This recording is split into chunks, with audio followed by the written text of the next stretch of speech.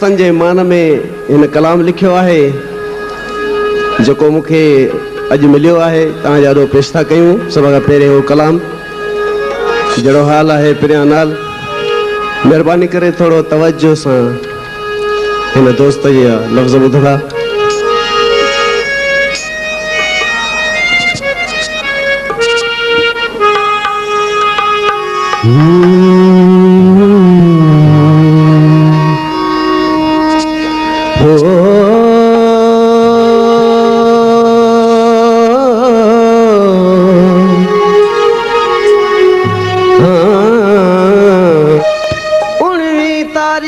अक्टूबर जी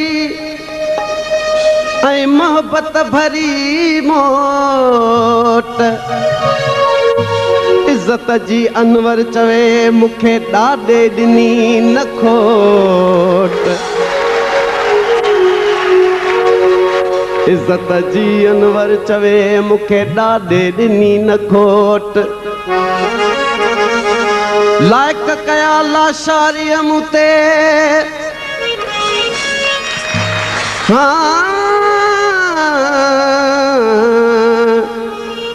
like कया लाशारी मुते मुखे चाढ़े छॾियईं चोट।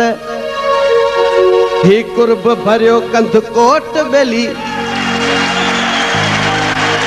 ही कुर्ब भरियो कंध कोट बेली कॾहिं न विसरंदो कंबराणीअ खां। मां उन्हनि दोस्तनि जो थोराइतो आहियां जिन मुखे ताज सोनो पारायो आहे। मां उन्हनि दोस्तनि जो थोराइतो आहियां जिन मुखे ताज सोनो पारायो आहे। कामरेडन कया कुर्ब के दाम ते मान मुंहिंजो खणी जो वधायो आहे। मां उन्हनि दोस्तनि जो थोराइतो आहियां जिन मुखे ताज सोनो पारायो आहे। ॾाॾे जोट में प्यार मुंहिंजी महिरबानी आहे। मुग़ल साहब जी जंहिं मुखे एॾी मंज़िल रसायो आहे। मां उन्हनि दोस्तनि जो थोराइतो आहियां जिन मुखे ताज सोनो पारायो आहे।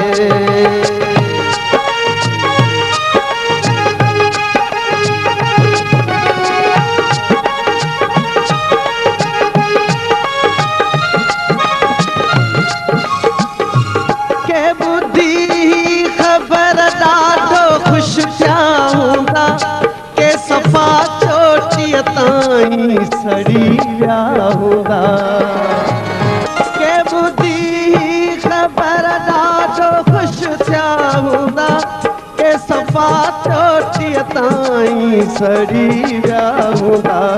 सड़ण वारा सड़ंदा त सड़ंदा रहनि बाग़ मुंहिंजो भिटाईअ वरायो आहे।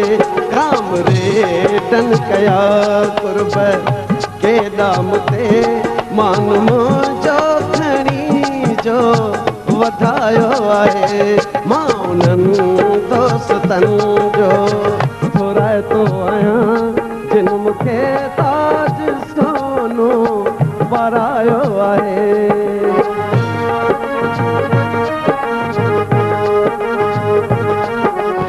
सब्सक्राइब कंदा असांजे यूट्यूब चैनल खे जीअं त असांजी हर वीडियो और ताईं पहुची सघे। हिकु शाइर पंसो फनकार हाजी अनवर कमराणी मिक्स फनकारनि सां गॾु तव्हां दोस्तनि लाइ हाज़िर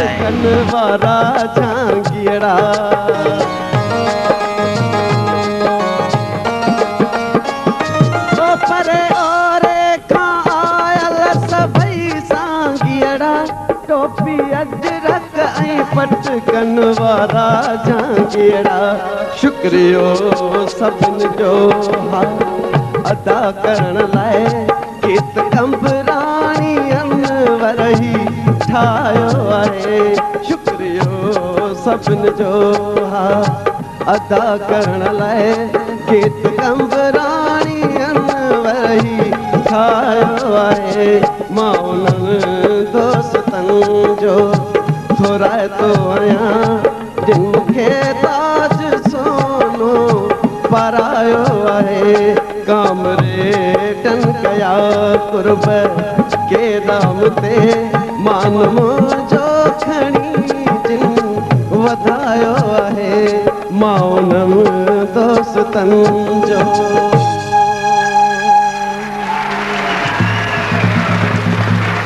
महिरबानी।